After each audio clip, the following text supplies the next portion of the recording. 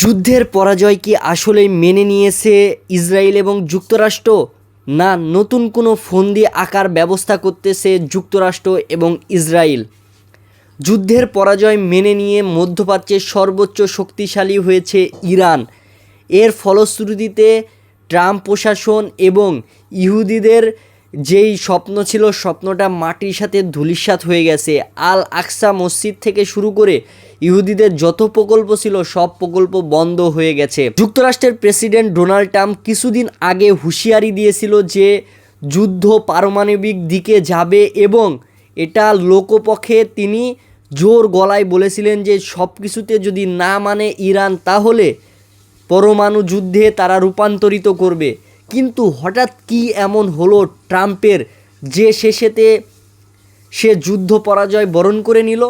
এটা কি আদৌ সম্ভব, না এটি একটি নতুন কোনো বড় যুদ্ধের আভাস? আসলেই পরাজয় বরণ করে নিয়েছে যুক্তরাষ্ট্র এবং ইসরায়েল। কিছুদিন আগেই যুক্তরাষ্ট্রের পারমাণবিক কেন্দ্রের সর্বোচ্চ যেই লিডার ছিল তিনি অলরেডি পদত্যাগ করেছেন, এবং যুক্তরাষ্ট্রের মিলিটারিদের মাঝে অস্থিরতা বিরাজমান করতেছে।